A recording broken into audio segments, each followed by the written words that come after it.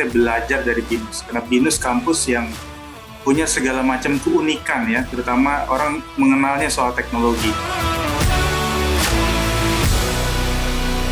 Halo Smart Viewers, kita sudah bersama Bapak Muhammad Reza Syarifuddin Zaki atau yang akrab disapa Bapak Reza Zaki. Halo Pak, apa kabar?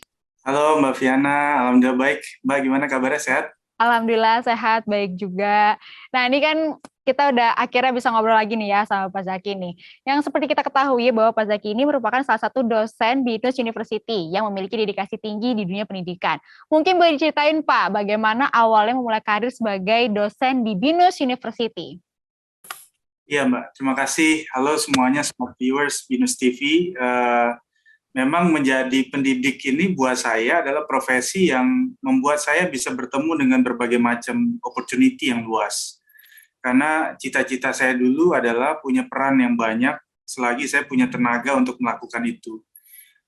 Saya di usia 25 tahun bergabung dengan BINUS, tepatnya di Business Law Program.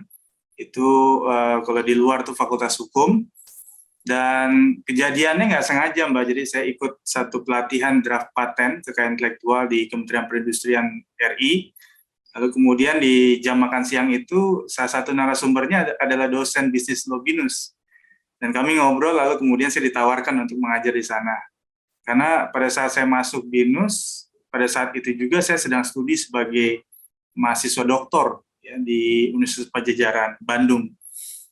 Nah, prosesnya pada saat itu saya dipanggil, kemudian diminta untuk melakukan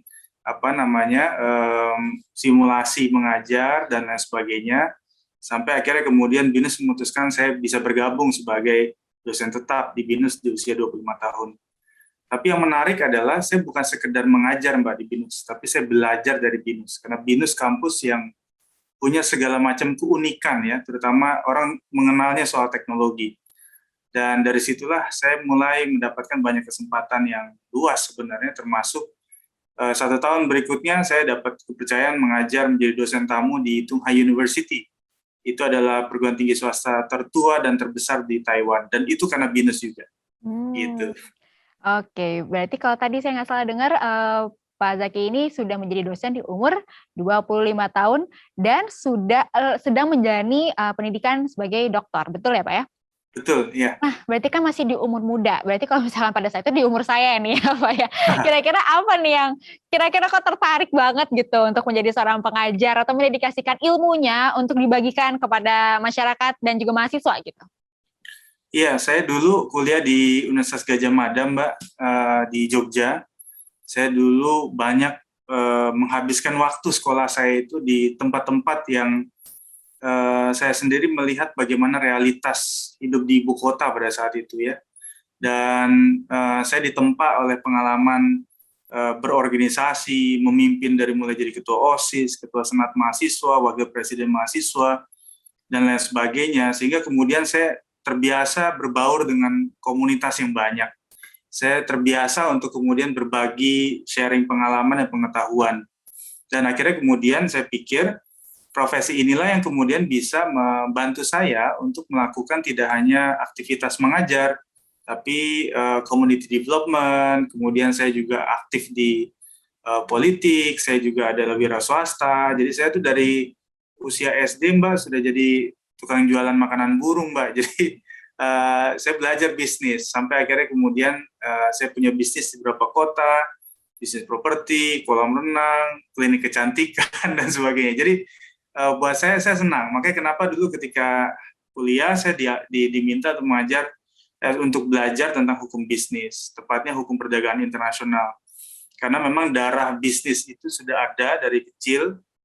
Dan kemudian saya ingin belajar apa sih aspek legalnya, sehingga kita ini kalau bisnis, kita mau buka usaha tuh nggak dibego-begoin lah kira-kira gitu. Jadi aspek bisnisnya kita ngerti, aspek hukumnya kita ngerti, bahkan aspek-aspek yang lain ya, pemasaran, digital marketing, dan sebagainya kita belajar semua. Nah, profesi dosen itu memungkinkan saya melakukan semuanya gitu ya. Dan saya punya waktu yang fleksibel untuk ke berbagai kota, untuk bangun komunitas, termasuk membangun networking dan sebagainya. Ya itu karena profesi ini. Oh, keren. Berarti memang benar-benar membuka gerbang untuk menambah relasi, pengalaman, dan lain-lainnya ya, Pak ya? Iya Mbak, benar. Oke, nah mungkin kan ketika dulu di awal di umur 25 itu kan sudah menjadi dosen di Binus University dan mungkin pada saat itu keadaannya masih normal ya Pak ya, dalam tanda kutip belum ada pandemi gitu. Tapi kan untuk saat ini kan Binus University sedang menjalankan hybrid learning. Nah kira-kira ada mungkin kesulitan atau apa kendala yang dihadapi oleh Pak Zaki dalam menjalankan hybrid learning ini? Sebenarnya bukan sesuatu yang baru buat kita sebagian besar para dosen di BINUS ya. Karena kebetulan saya mengajar tidak hanya kelas reguler, kelas internasional, tapi juga BINUS online, Mbak. Jadi BINUS online itu bahkan saya pernah waktu itu berangkat ke Amerika tahun 2019. Jadi saya itu nyaris diminta untuk cuti gitu. Tapi BINUS akhirnya menyelamatkan saya untuk selama saya di Amerika saya tetap bisa ngajar. Apa itu? BINUS online program. Jadi beda waktu 13 jam ya di Indonesia malam, di sana pagi. Jadi saya kadang suka ya namanya jet lag ya Mbak. Jadi kan bangunnya ini rada-rada nggak pas waktunya sama Indonesia. Tapi itu BINUS online. Jadi saya tetap bisa berkarya sebagai binusian meskipun saya ada di benua atau negara terjauh dari negara kita gitu. Dan pandemi itu kan situasi itu menjelang pandemi ya, sebelum pandemi. Pandemi buat saya tidak ada sesuatu yang berbeda karena kita sudah dibiasakan dengan bagaimana mekanisme BINUS online ya mengajarkan kita. Nah, BINUS punya banyak infrastruktur yang akhirnya dia tidak gagap dan tidak kaget dengan situasi pandemi. Bahkan saya ingat betul ada satu forum yang diadakan oleh BINUS. BINUS sudah meramalkan begini, satu saat kampus ini akan menjadi museum. Ya, dia belum bicara COVID, bahkan itu beberapa tahun sebelum COVID. Dan inilah realitas yang terjadi ya, banyak bisnis di sekitar kampus yang tutup ya, orang pulang kampung semua gitu dan sebagainya. Tapi BINUS bisa mempersiapkan kemungkinan-kemungkinan yang hari ini dirasakan oleh lebih dari 200 negara di dunia. Oke, oke, oke, oke. Berarti kan dari dedikasinya Pak Zaki sendiri dari pendidikan, bisnis, dan segala hal apapun yang dilakukan oleh Pak Zaki ini apa ya dedikasinya kan luar biasa gitu. Sampai akhirnya baru-baru ini Pak Zaki sendiri ini berhasil menorehkan prestasi gemilang dengan meraih penghargaan Satya Lancana Dwidya Sista. Boleh mungkin dijelasin Pak ini penghargaannya seperti apa dan mungkin diceritain gimana nih akhirnya bisa mendapatkan penghargaan tersebut.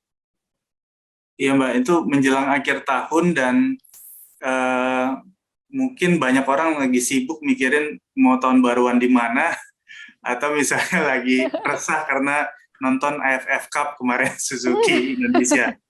Tiba-tiba kemudian saya diberikan apa ya kejutan di ujung tahun itu dengan penghargaan dari Bapak Presiden.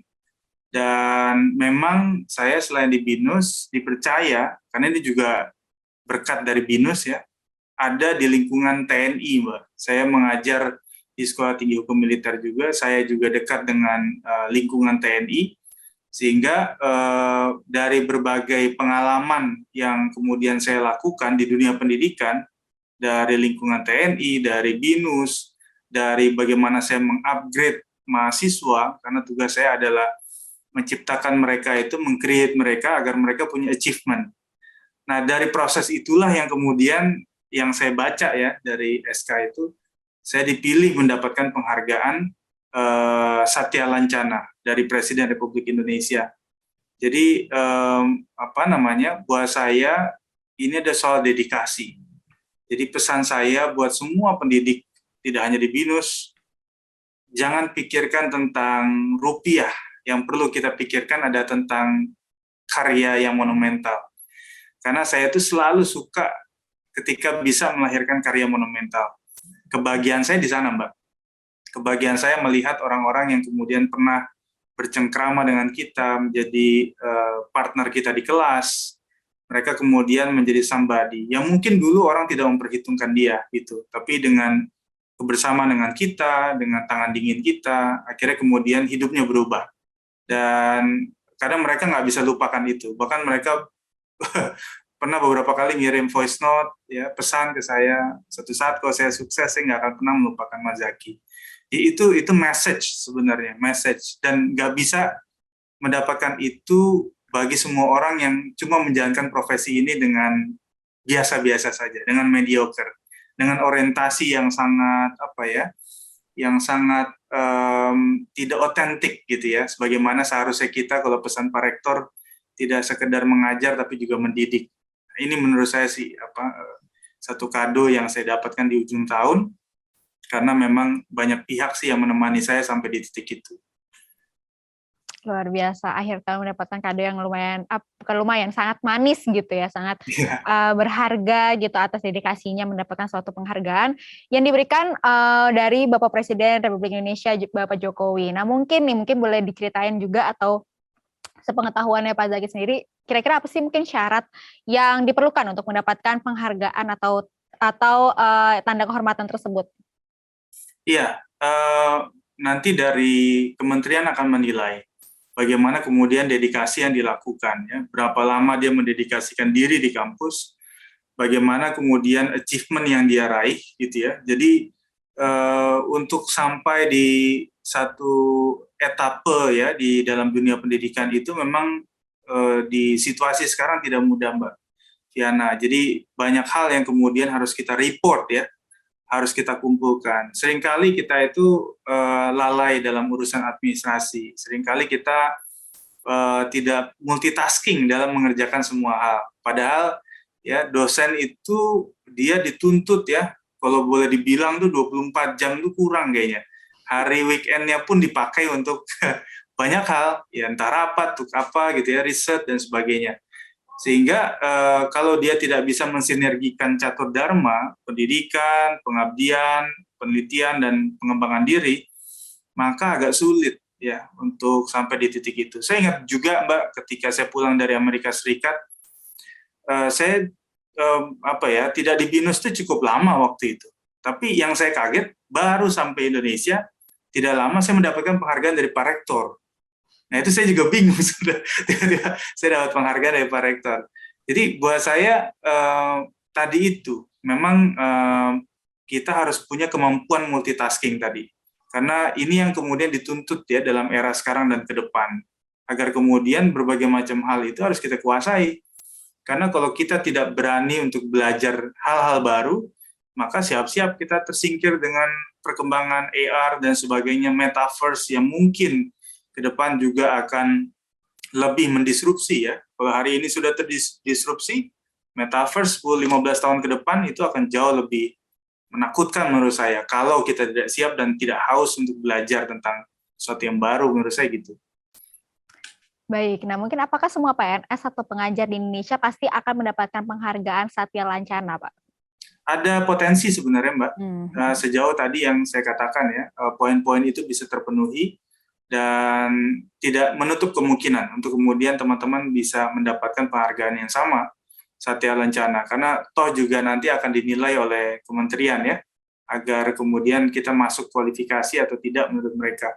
Itu pun juga saya tidak ada kabar yang jauh-jauh hari saya dapat tiba-tiba saya dipanggil, intinya begitu. Nah ini dalam rangka untuk memotivasi kita semua, dan saya berharap semua punya kesempatan yang sama, opportunity yang sama, dan saya terbuka untuk kemudian berdiskusi dengan teman-teman semua, terutama para dosen-dosen muda, untuk bagaimana caranya kita bisa meningkatkan diri, kapasitas, ya ada di puncak tertinggi mungkin sebagai guru besar, dengan segala macam pengetahuan dan teori yang kita hasilkan dan bermanfaat bagi sesama.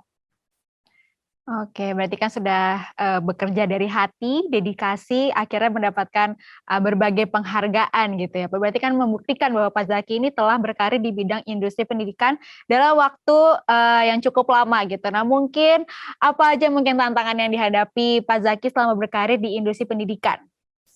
Ya, buat saya kita harus agile. Saya beruntung bisa dapat kesempatan mengajar di beberapa tempat. Karena buat saya dulu, saya pikir kalau kerja di satu tempat, ya udah satu tempat gitu. Tapi ternyata menjadi dosen tuh nggak bisa, Mbak. Terlebih saya itu dalam 1-2 tahun terakhir, saya melahirkan banyak buku yang berkaitan juga dengan bidang keilmuan yang saya ajar, tentang hukum internasional. Kalau pikiran itu tidak terdiseminasi ke banyak tempat, maka mazhab binusnya nggak keluar.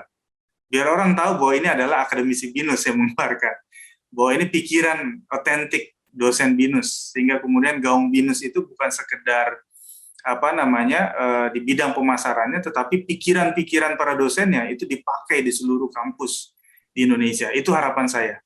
Sehingga kita harus mencoba untuk adaptif. Saya ingat betul Mbak, ketika saya diminta ngajar di lingkungan TNI, itu pakaian saya casual aja kayak ke kampus anggrek. Jadi di awal-awal mereka kaget kan, ini kayak orang salah masuk kelas gitu. Tapi ketika saya mulai mengajar, mereka diam. Dan usai mengajar baru mereka katakan, wah ini baru ini. Akhirnya kemudian saya bisa dekat. Karena yang kita bayangkan kan nih lingkungan yang sangat kaku dan sebagainya. Ternyata enggak. Saya punya banyak teman akhirnya di sana yang usianya di atas saya semua, Mbak. Rata-rata usianya di atas saya semua, sudah berkeluarga dan sebagainya. Tapi ternyata kita bisa menempatkan diri. Begitupun juga kita mengajar para advokat, misalnya para praktisi, pengusaha, artis. Kita bisa menempatkan diri dimanapun gitu. Dan saya pun juga punya value gitu. Artinya tidak selalu kebawa dalam arus ya. Saya tuh kalau ke kampus Mbak, ke BINUS, itu masih setia saya selalu pakai motor buatan Indonesia. Itu saya punya dari saya kuliah S2 Mbak, di Jogja. Dan karena saya ngajar hukum perdagangan internasional, diplomasi perdagangan dunia, salah satu kontribusi saya mungkin itu sebagai konsumen produk nasional gitu. Jadi saya bangga dengan itu. Dan saya nggak malu kok walaupun saya ngajar di BINUS, karena itu value saya. Dan orang akan lihat value, bukan lihat apa yang Anda kenakan kan gitu. Betul. Itu yang kemudian saya pikir perlu menjadi menjadi nilai ya yang kemudian harus kita bawa dimanapun, apalagi kita sebagai seorang akademisi dosen. Oke, berarti dengan berbagai macam penghargaan yang sudah Pak Zaki raih gitu ya. Tadi juga sempat disebutkan bahwa Pak Zaki ini juga membuat buku. Salah satunya adalah buku bestsellernya Desa Butuh Losop, judulnya itu. Yang bisa memberikan panduan bagi kalian yang tertarik dengan kewirausahaan. Nah mungkin panduan seperti apa sih yang mungkin dibagikan oleh Pak Zaki dalam buku tersebut? Iya, alhamdulillah Mbak. Ini di masa pandemi orang bilang susah ngapa-ngapain. Saya bisa bikin 3-4 buku di Gramedia. Dan ini salah satu buku saya yang bestseller di Gramedia. Saya menulis dengan beberapa orang kalau buku ini. Dia diterbitkan oleh Kepustakaan Populer Gramedia yang nerbitin buku Generasi 90, NKTCHI, dan sebagainya. Jadi buku ini bicara tentang kewirausahaan sosial. Saya ingat ketika baru masuk BINUS, saya mengusulkan namanya BINUS Bangun Desa. Yang dari ide nggak sengaja itu, lalu kemudian sekarang menjadi program Grid Nusantaranya BINUS. Namanya BINUS Bangun Desa. Semua mahasiswa dan dosen di BINUS, itu kalau pengabdian masyarakat, nama judulnya itu BINUS Bangun Desa. Jadi bagaimana kemudian kita ingin melahirkan orang-orang yang mau pulang kampung, mau membangun daerahnya, sehingga konsep kewirausahaan sosial itu adalah konsep kemandirian. Jadi bagaimana caranya membangun orang-orang di kampung tanpa perlu mengemis CSR, tanpa perlu mengemis dana APBD desa, tapi dengan kreativitas, inovasi dari ekonomi lokal yang dia create berbasis komunitas, itu akan membantu komunitasnya sustain. Dan saya membuktikan lewat organisasi saya, Putra Daerah Membangun dan Rumah Imperium, itu mereka yang tadinya hanya berkomunitas lalu bertransformasi, ada yang jadi kepala desa, anggota dewan, bahkan staf menteri sekalipun. Karena mereka awalnya hanya mengelola anggaran komunitas, lalu mengelola anggaran APBD desa, lalu mengelola anggaran APBD dan seterusnya. Dan menurut saya ini bisa dilakukan oleh kita semua. Dan saya yakin BINUS punya stok itu banyak. Dan teman-teman di seluruh Indonesia pun juga punya passion yang sama. Karena dana desa semakin besar, konsentrasi presiden terhadap desa juga semakin kuat, semakin luas, sehingga ini kesempatan kita. Karena banyak literasi yang kita pakai dari Barat, banyak peraih Nobel Ekonomi justru dari Barat pada belajar dari Indonesia. Akhirnya saya coba kodifikasi tentang kewirausahaan sosial dan jadilah buku yang ada di Gramedia ini, Mbak, kira-kira. Wah, luar biasa nih ya. Benar-benar apa ya, mungkin, segitu cintanya terhadap, ilmu dan juga akhirnya, terus membagikan gimana pun platformnya terus membagikan ilmu-ilmu kepada masyarakat. Nah, udah banyak nih yang, dijalankan ya, dosen, wirausaha, dan mendapatkan berbagai penghargaan. Menulis buku juga. Mungkin ke depannya apa nih yang ingin diraih lagi sama Pak Zaki? Mungkin ada hal-hal yang kayaknya masih belum tercapai gitu, kira-kira apa, Pak? Kalau sebagai seorang akademisi pasti cita-citanya pengen ada di tempat yang paling tertinggi sebagai profesor, guru besar. Kebetulan ilmu saya hukum internasional ini masih sangat sedikit di Indonesia. Jadi kalau BINUS bisa menyumbangkan profesor hukum internasionalnya, saya pikir ini akan jadi sejarah juga bagi BINUS.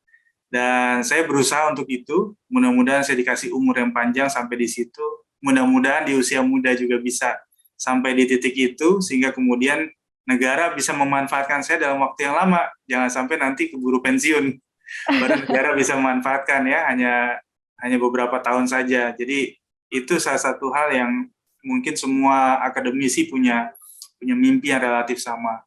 Berikutnya tentu saja spirit filantropi untuk membangun komunitas itu akan terus kita kembangkan, karena buat saya kita eranya kolaborasi. Saya di komunitas kampus BINUS ya dan lain sebagainya ini punya kesempatan untuk berkolaborasi, dan itu saya lakukan sejak saya pertama kali masuk di BINUS, dan hasilnya bisa kita lihat sama-sama. BINUS mulai punya banyak binaan desa, BINUS mulai makin concern terhadap itu, bahkan sekarang ada proyek inisiatif BINUS yang anggarannya bisa sampai miliaran, Mbak, diberikan untuk para pengusul proposal dari BINUS, bahkan dari non-BINUS pun juga ada. Dan saya salah satunya yang kemudian kemarin dapat lolos ya proposal proyek inisiatif saya di tahun 2022 ini untuk membantu anak yatim piatu karena COVID-19 di Kabupaten Sumedang. Jadi kita tahu banyak sekali jumlah anak yatim piatu tiba-tiba ditinggal orang tuanya, dan gimana caranya dia bisa punya mimpi yang tidak tertunda, tetap bisa dilanjutkan dengan ekonomi kreatif, dengan design thinking. Dan saya terima kasih pada BINUS yang mempercayakan itu, dengan tim saya, dengan Pak Paulus, dengan teman-teman dari UNPAD juga. Semoga ini bisa berjalan dengan baik 1 tahun ke depan, dan mudah-mudahan anak-anak ini satu saat jadi orang besar. Jadi mereka akan ikat dengan BINUS, bahwa pernah mungkin ada kesedihan yang bisa dihibur oleh BINUS lewat kegiatan proyek inisiatif ini. Kira-kira begitu. Baik. Pak Zaki, kalau misalnya sekarang kan juga proses belajar kan hybrid learning ya, tadi juga sempat bahas gitu. Mungkin masih banyak yang adaptasi, masih banyak yang mungkin masih bingung gitu. Mungkin boleh Pak kasih pesan semangat yang ingin disampaikan kepada para pengajar maupun para pelajar. Ya, di era pandemi sekarang itu ruang belajar kita tidak hanya sekedar di kampus Anggrek, di Syahdan, di Kijang, di Bekasi, di Alam Sutra, di Malang, Bandung, dan lain sebagainya. Tapi ruang belajar kita, ruang berorganisasi kita, ruang pengabdian kita, itu bisa di mana saja. Bahkan komunitas binusian kita tidak bisa dihitung, saking banyaknya.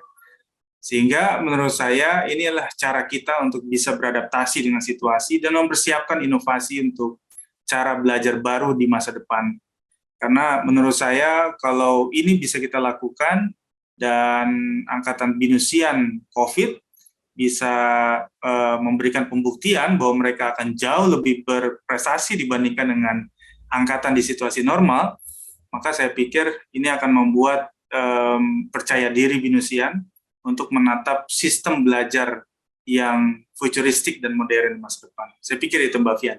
Oke, semoga semangat semangat dan dedikasi Pak Zaki sendiri yang sudah menorehkan banyak prestasi dan juga penghargaan bisa dapat memberikan inspirasi mungkin kepada Smartverse yang nonton dan juga pada masyarakat. Terima kasih sekali lagi untuk Pak Zaki, semoga sukses terus dan semoga mungkin apapun yang ingin dicapai dan mungkin program-program kerja yang sudah dirancang gitu sekarang bisa segera tercapai. Terima kasih Pak Zaki. Amin. Terima kasih Mbak Fiana. Ya, terima kasih juga Smartverse. Bye-bye.